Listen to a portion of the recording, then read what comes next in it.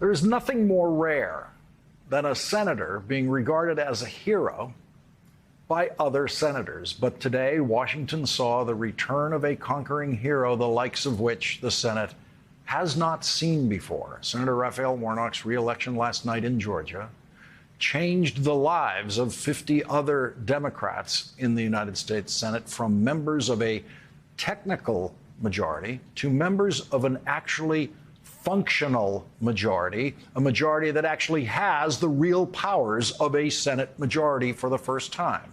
When the Senate was stuck at 50-50 for the last 2 years, each party had the same number of senators on committees, so committees could be deadlocked in tie votes constantly. Now the Democrats will have a one-vote majority on all committees, which will speed up committee processes significantly, especially the confirmation of federal judges, for which Joe Biden has already set a record. Senator Warnock's re-election victory marks the first time since 1934 that not a single incumbent senator in the president's party lost a re-election campaign in the president's first midterm election. Republican Senator Mitt Romney blames Donald Trump for that.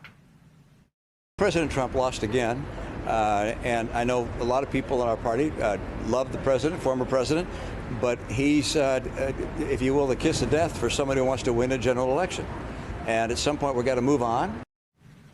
Our next guest, Caroline Randall Williams, published an essay in The Atlantic yesterday on Election Day titled "Herschel Walker is an American Tragedy." She wrote, Walker's candidacy is, quote, a fundamental assault by the Republican Party on the dignity of Black Americans. Joining us now is award-winning poet and author Caroline Randall Williams. She is writer in residence at Vanderbilt University. Thank you very much for joining us tonight. We really appreciate it. Two things. Why did you wait till the last day of the Senate campaign to compose your feelings this way about what you were watching? And what was it feeling like for you last night as you saw the election returns come in? I wish I could say that it was a matter of waiting, Lawrence. And I was listening to, your exchange with Alex before, and it was a little late, but I find that duress is sort of the author of inspiration in a lot of ways.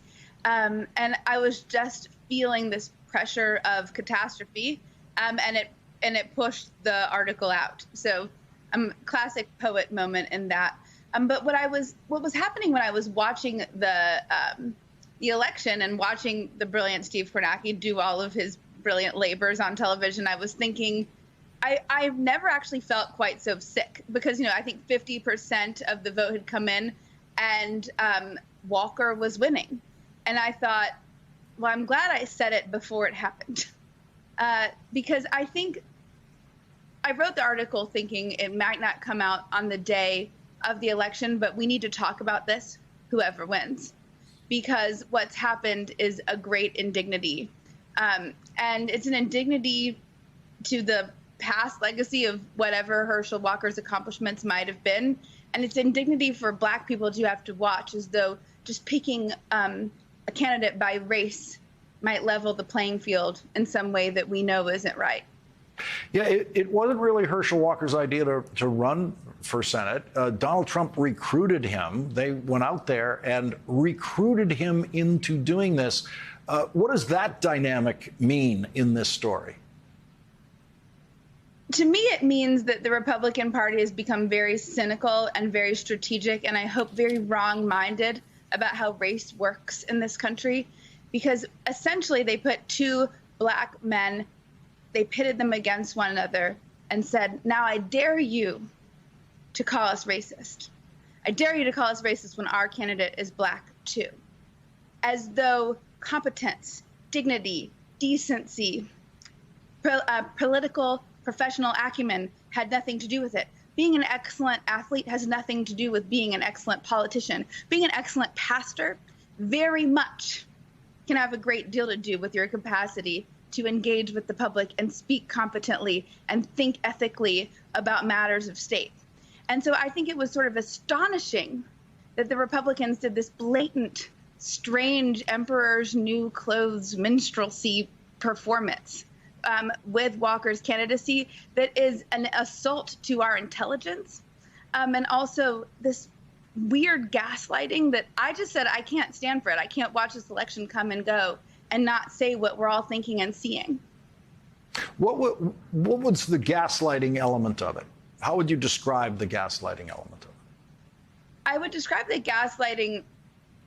So the commentary that I've received since I published the article, people saying, oh, just because you don't agree with Walker's position, or you don't hold Walker's values, or you think that a black man can't think for himself and he can't choose and take this position, and so you're just myopic in your opinion, and this is the problem with Black Democrats. Like, I've gotten so much feedback like that.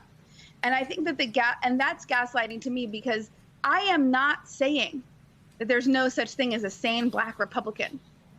I've listened to Colin Powell speak on television. I admire Michael Steele for his backbone and his willingness to try and figure out how to make his beliefs work within this wild universe that the party that he worked within has wrought.